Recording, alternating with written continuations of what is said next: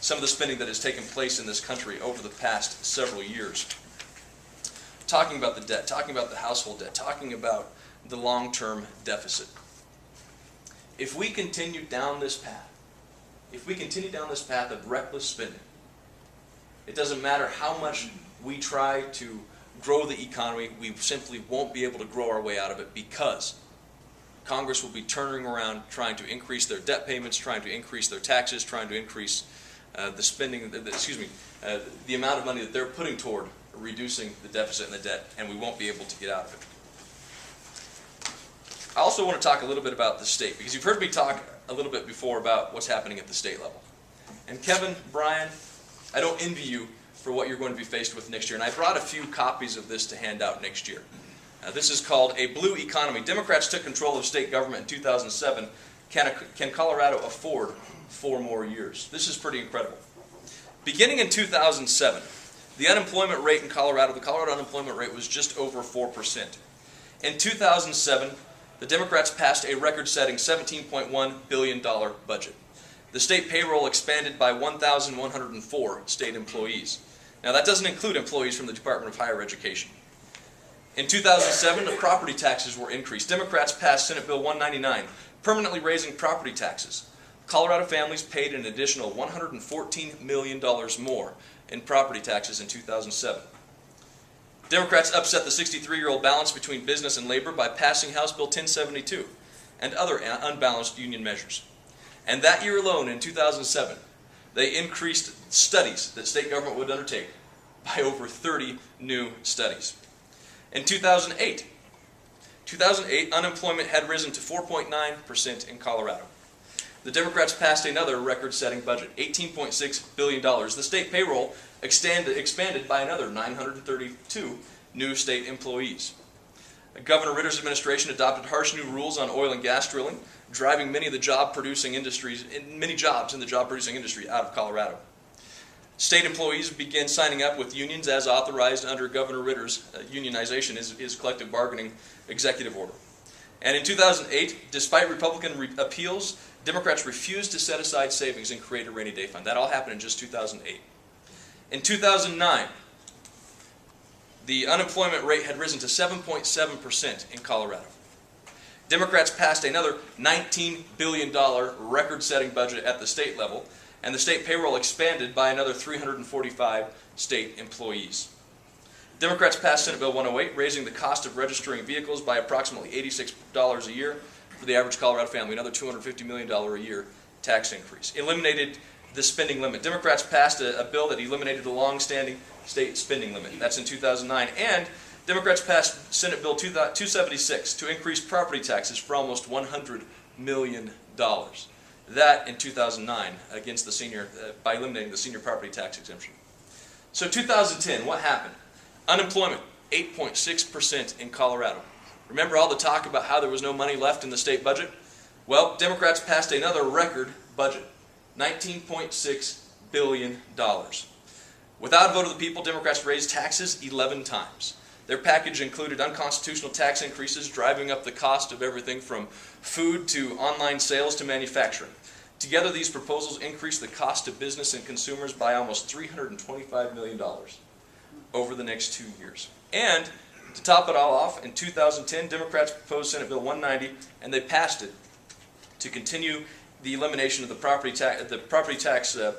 senior property tax exemption for seniors for an additional 2 years. So it was $100 million for 1 year, an additional 2 years of elimination.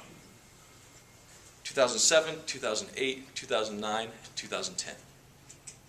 Every year, a record-setting budget. Thousands of new state employees hired.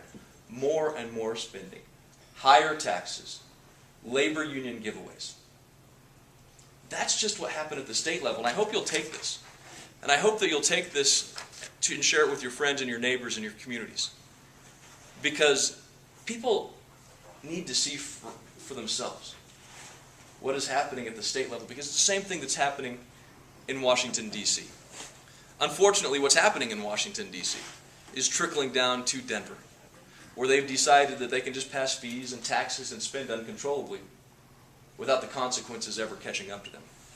But as unemployment in Colorado increased, the Democrats at the state capitol and in Washington, D.C. continue to increase their burden on Colorado working families and working families around this country. But it's not just enough to simply complain about where we're at. We as Republicans will not win this election or any election unless we talk about real solutions and ideas. We have got to be able to put ourselves in a position to have a conversation with the people of Colorado in this country that if they elect Republicans to office, that our ideas will indeed make this place a better country, that we will indeed make their lives better and improve the economy, put this country on the right track because of our ideas. Unfortunately, we haven't been able to do that over the past 10 years. But from now forward, going forward, we have got to once again make sure that our ideas are absolutely out there in the public view for people to learn, to appreciate, and hopefully we can learn back from them how much they like it as the results in November come back. So let's talk a little bit about the 2010 plan. The 2010 plan is something that I have put together, and it's on my website, and I encourage you to go look at our website. And the first thing that we do in the 2010 plan, our ideas for getting this country back on track, is addressing spending and limited government. You know, my wife Jamie and I know that if you continue to spend more money than you have, you're going to find yourselves upside down really quick. And you're going to find yourselves in the banker's office when you fail to hit that mortgage payment, trying to respond to them, you know, why we spent more money than we had. This year alone, Washington, D.C. will borrow 41 cents out of every dollar that it spends. Can you imagine what would happen to us if we tried to do that in our homes or our businesses? So Jamie and I know that we can't spend more money than what we have.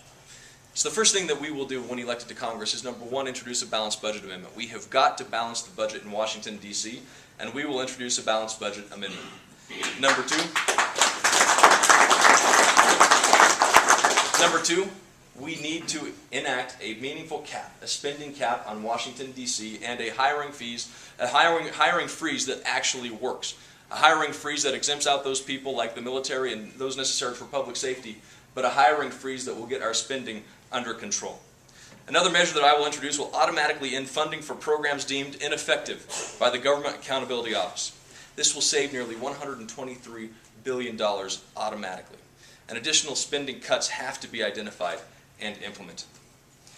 We also need to consolidate programs within the State Department. If we don't start consolidating programs within the State Department and the Defense Department, we will continue to spend dollars inefficiently and ineffectively.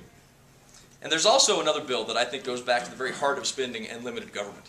And that is a bill that was introduced back in 1994 by Representative John Shadegg. John Shadegg introduced a bill that requires people, and we've talked about this before, to cite the constitutional authority that any bill is introduced upon. And if we're going to get back to the fundamental liberties of this nation, any bill that gets introduced ought to be grounded and based in the Constitution, and it should not be allowed to be introduced if you can't do that.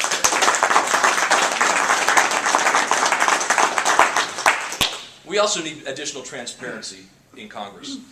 Any bill should never be acted on. A bill before Congress shouldn't be acted upon unless you know that its cost is real and the long-term effect of that bill is known. You can't just know next year's cost of the bill or the year after. We need to know how long that bill that's going to be permanently on the books of this country is going to cost the American people. And it itemizes in summary form on the front page of that bill exactly what it's going to cost, if there's earmarks in it, who put those earmarks in there, and why. And we also need to make sure that every member of Congress